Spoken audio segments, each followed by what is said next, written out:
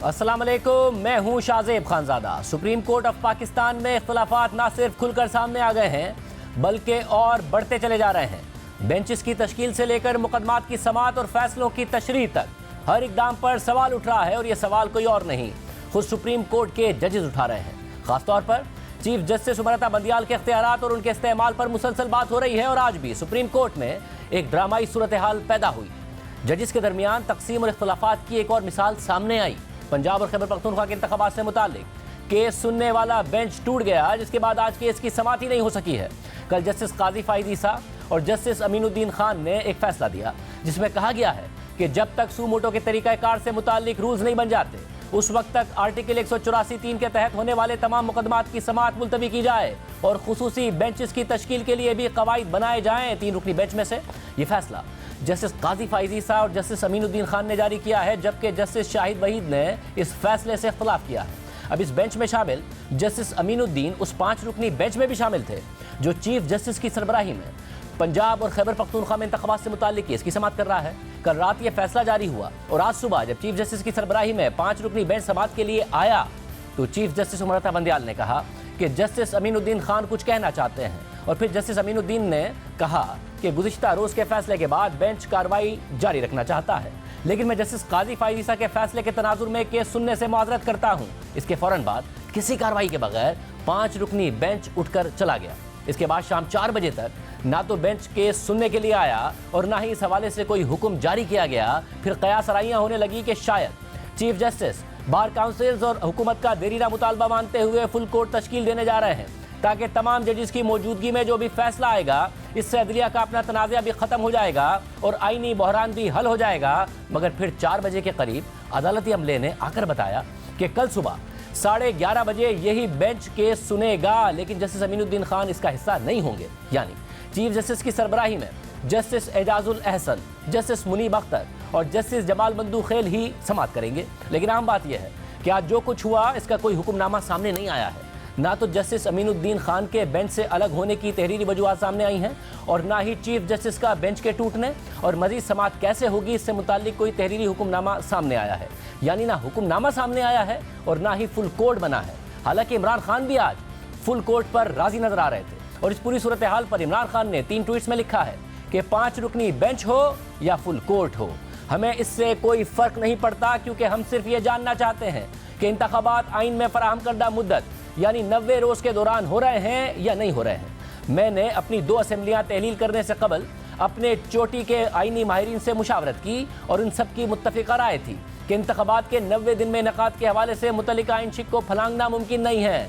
मुजरिमों की इम्पोर्टेड सरकार, इसके सरपरस्त और एक निहायत मुतनाज़ इलेक्शन कमीशन अब आइन का खुला मजाक उड़ाने पर उतर आए हैं। दस्तूर के मुख्तलिफ हिस्सों और शिकों को खुद के लिए काबिल अमल जबकि दीगर को नाकाबिल निफाज करार देकर ये गिरोह दरअसल पाकिस्तान की असास पर हमलावर है जो आइन और कानून की हुक्मरानी पर इस्तवार है। इंतखाबात से इस हद तक खौफजदा और अपने सजा याफ्ता मुजरिम कायदीन को बचाने के लिए इस कदर बेचैन है कि दस्तूर और कानून की हुक्मरानी की आखिरी अलामत तक को मिटाने पर आमादा है। जबकि वज़ीर दिफा ख्वाजा आसिफ ने आज कहा कि बेंच का टूटना इस बात की निशानदही है कि सब ठीक नहीं है। सुप्रीम कोर्ट के अंदर इत्तेहाद का मुजाहरा नहीं हो रहा है तो वो सियासी जमातों को कैसे कहेंगे कि इत्तेहाद करें।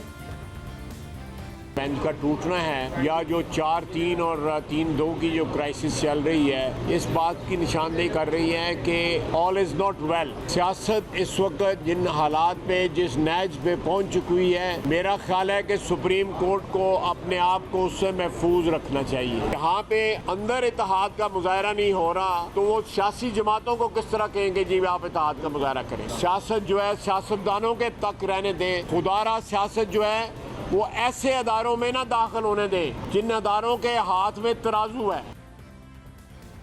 अब सूरत हाल ये है कि सुप्रीम कोर्ट के सीनियर तरीन जज जस्टिस काजी फाइज ईसा और justice Aminuddin Khan chief justice के इख्तियारात पर बाकायदा एक फैसले में सवाल उठा चुके हैं, जबकि इससे पहले जस्टिस याया आफरीदी और जस्टिस अतर मिनल्ला इंतखाबात से मुताल्लिक खुद नोटिस पर सवालात उठा चुके हैं और अपने इजाफी नोट दे चुके हैं, जिनसे बाद में जस्टिस मंसूर अली शाह और जस्टिस जमाल मंदूखेल ने भी इत्तफाक कर लिया और यह करार दे दिया कि फैसला 3-2 का नहीं बल्कि 4-3 का है।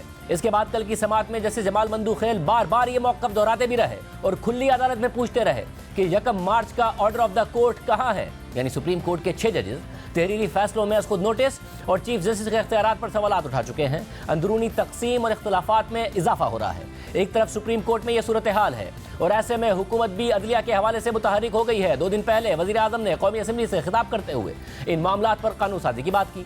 फिर काबीना ने supreme court practice and procedure के नाम से एक मुजव्वज़ा बिल की मंजूरी दे दी और उसी दिन ये बिल कौमी असम्बली में पेश किया गया, जिसमें तजवीज़ दी गई कि सू मोटो और बेंचेस की तश्कील का इख्तियार चीफ जस्टिस से लेकर 3 रुकनी कमेटी को दिया जाए, जिसमें चीफ जस्टिस समेत 2 सीनियर जजेस शामिल होंगे। इस बिल में आर्टिकल 184(3) के तहत होने वाले फैसलों में मुतासरा फरीकैन को अपील का भी हक दिया गया। फौरन ही ये बिल कायमा कमेटी को भेजा गया, जिसने कल सुबह के इजलास में इसकी मंजूरी भी दे दी और फिर कल ही हुकूमत ने यह मुजव्वज़ा बिल कौमी असम्बली से शिकवार मंजूर करा लिया और आज सेनेट से भी मंजूर करा लिया है। सेनेट में बिल के हक में 60 और मुखालफत में 19 वोट आए, जिसके बाद इसे मंजूरी के लिए सदर मुमलिकत को भेज दिया गया है। इस पर तहरीक इंसाफ के वकील अली जफर ने कहा है कि अदालती इस्लाहात का बिल आइन से मुतसादिम है और अगले 15-20 दिनों में कलअदम करार दे दिया जाएगा। सुप्रीम कोर्ट के इख्तियार में किसी किस्म की मुदाखलत करनी है कानून के ज़रिए तो उसका एक ही तरीका है, वो आइन। आइन के ज़रिए आप कर सकते हैं, नॉर्मल कानून के ज़रिए कर ही नहीं सकते। मैं आपको on the floor of the house कहता हूँ कि अगर हम ये इस किस्म का कानून पास करेंगे, अगले 15-20 दिन में ये कानून को कलअदम करार दे दिया जाएगा। इससे पहले तहरीक इंसाफ के रहनुमा फवाद चौधरी ने जस्टिस काजी फाइज़ के फैसले पर कहा कि यह शरारत है, लेकिन बैरिस्टर अली जफर का कहना था कि कोई शरारत की बात नहीं है। कल जैसा आपने कह दिया था इलेक्शन कमीशन को और बाकियों को कि वो आ जाए एक प्लान लेके, उम्मीद तो है खत्म हो जाती है। बाकी तो छोटी मोटी शरारतें हैं ये कर। सर कल जस्टिस काजी फाइज़ी साहब का भी एक फैसला आया जिसमें कोई फैसला नहीं है, ये शरारत थी इनकी। किनकी? कोर्ट रिपोर्टर्स का ग्रुप है ना, आपको पता है। कोई शरारत की बात नहीं है, ये एक फ़ैसला है, अदालत का फ़ैसला है, कोर्ट का फ़ैसला है और जिस तरह किसी और बेंच का फ़ैसला होता है उसको इज़्ज़त से देखना चाहिए। फ़ैसले के ऊपर आप बेशक तनकीद करें, आप बात करें, लेकिन फ़ैसला है। कल कसूर में जलसे से खिताब करते हुए मरियम नवाज ने अदलिया के हवाले से कहा था कि इमरान खान के पीछे ना लगें। इमरान खान ने अपने हर सहूलतकार को इस्तेमाल भी किया है और फिर इसकी मट्टी भी पलीद की है। आज अपने इसी बयान के हवाले से ट्वीट में मरियम नवाज ने लिखा है कि ये एक नाकाबिले तरदीद सच्चाई है। ना सिर्फ अपने साथी साजिशियों बल्कि अपने दोस्तों और सहूलतकारों को भी इस्तेमाल करने, बदसलूकी करने और फिर तर्क करने की इस पागल आदमी की तारीख है। जज 2 बार सोचें और मोहतात रहें। जनरल बाजवा, जनरल फैज, साकिब निसार और एक नातमाम फहरिस्त है दोस्तों और ख़ानदान वालों की एक और फहरिस्त है जिनके पैसे पर यह पलता रहा, खाया पिया और फिर धोखा दे दिया।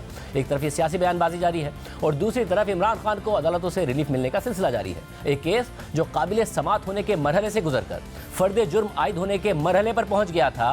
हुकूमत को इस केस से बहुत उम्मीदें थी। अब वही केस इमरान खान की सिर्फ एक हाजिरी की वजह से वापस काबिल समात होने के मरहले पर चला गया है और उस पर भी दलाइल के लिए इमरान खान को 1 महीने की मोहलत मिल गई है। एडिशनल सेशन जज जफर इकबाल ने तोशा खाना रेफरेंस की मजीद समात 29 अप्रैल तक मुलतवी कर दी है और यह भी इशारा दिया है कि केस के काबिल समात होने पर दलाइल लंबे होंगे।